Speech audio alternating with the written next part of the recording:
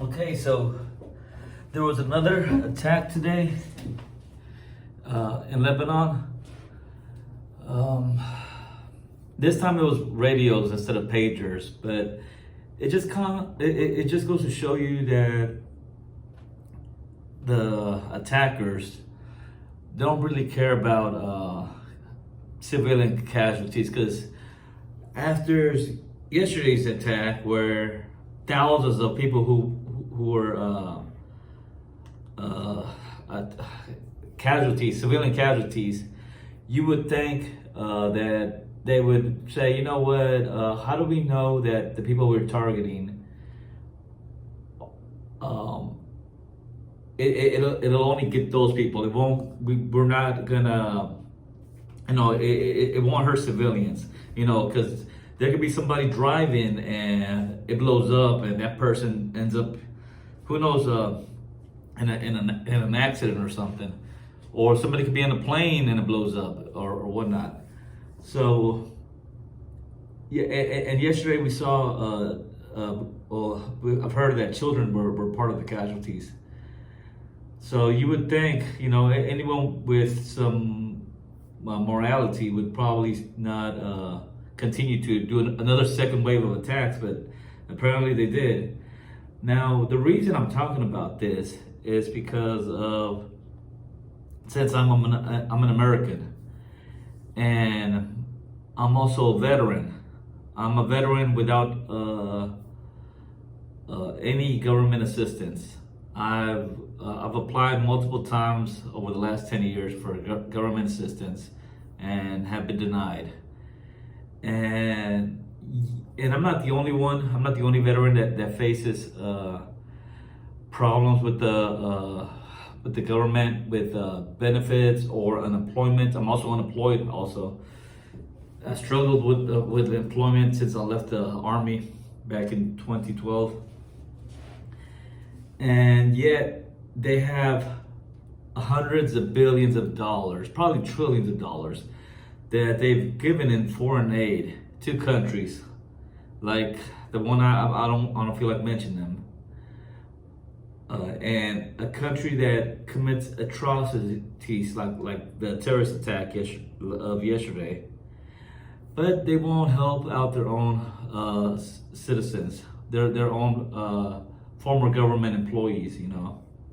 They won't help out Americans who are living paycheck to paycheck, or who are living in the streets, because of who knows what, because of mental health issues, or I don't know, man, a variety of issues.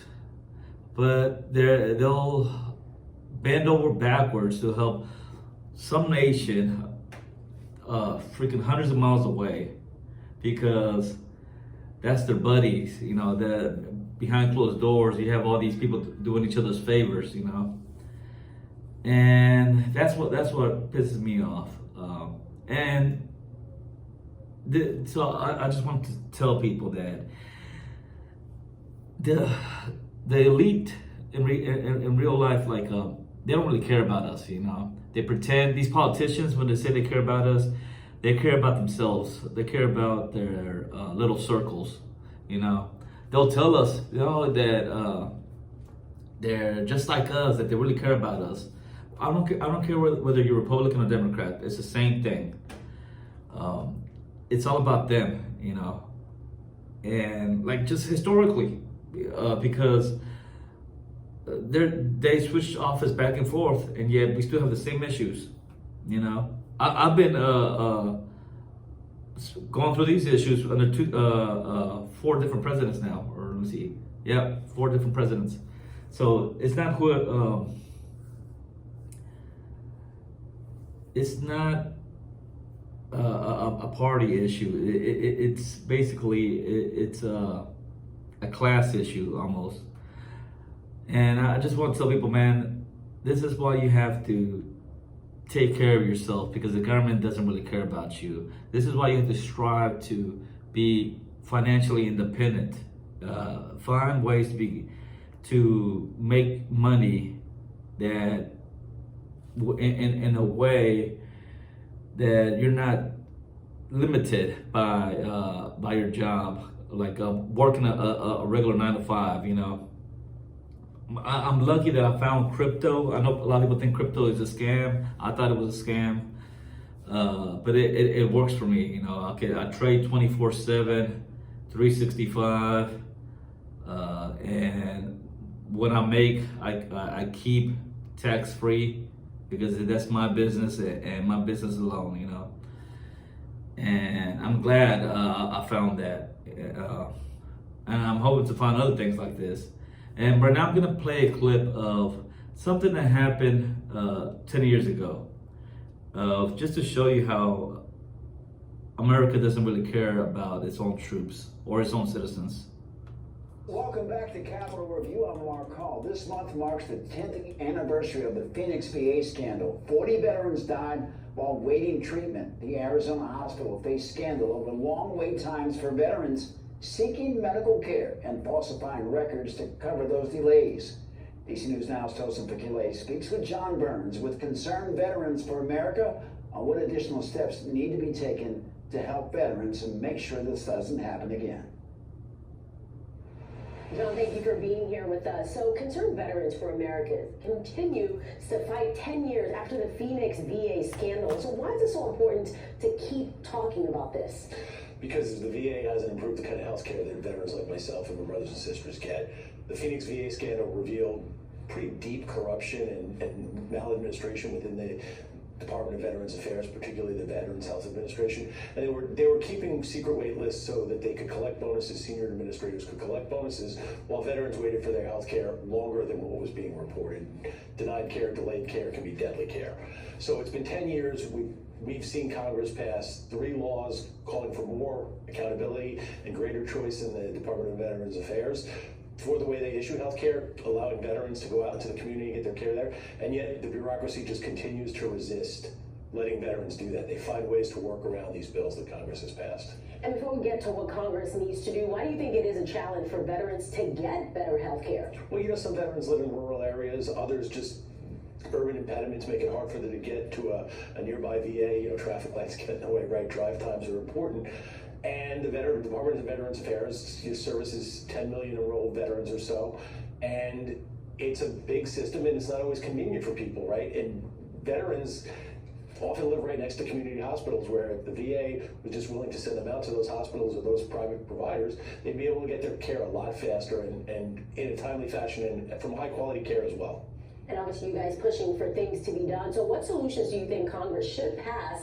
And what is the future of veterans health care? Well, hopefully they act on a bill that we really like, that we hope passes sometime within the next year to 18 months. It's called the Veterans Healthcare Freedom Act.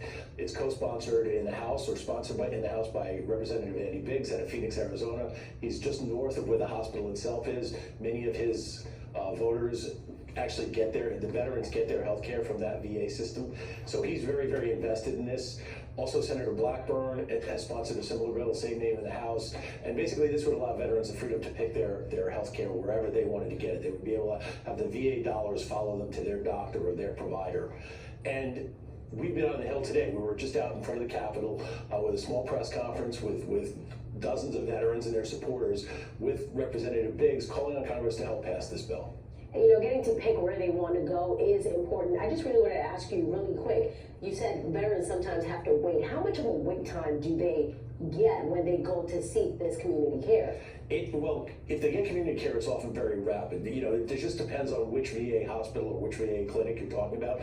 But I remember back between the call for the passage of this law and the passage of the 2014 Choice Act, I remember getting a choice card and I was waiting something like 75, 90 days to get an appointment and they wouldn't let me use the choice card.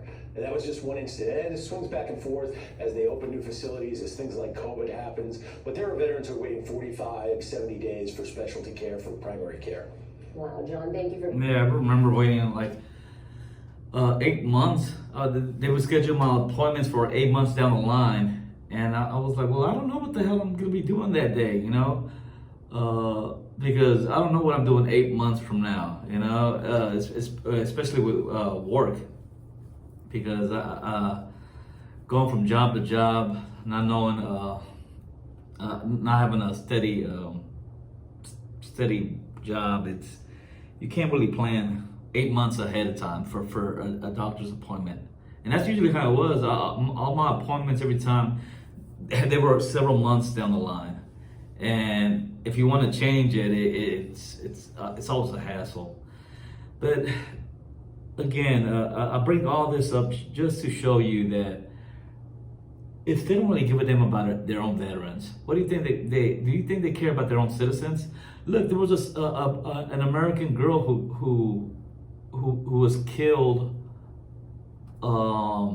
in the West Bank about maybe a week and a half ago.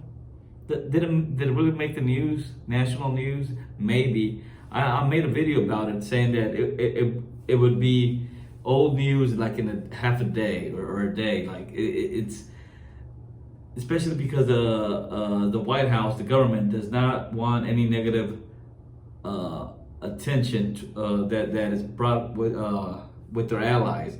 If it would have been an enemy country like Russia or I don't know, North Korea who did something like this, they would be using them as a freaking, I don't know, like an example. Like they would act like they really cared, you know. But when it's one of their friends, they just ignore it, hope it goes away. And like I said, they only care about you when it's convenient for them. If it's not convenient for them, they tend to ignore you, you know. And I'm just tired of it. And like I said, this is why I strive for my independence from everybody, just because of years of just being let down. So this is just my recommendation, and hopefully I'm helping people out and waking people up to that. If you're in need, you're gonna have to basically help yourself, like I said. All right. Well, let me know your stories if you agree or disagree with me too.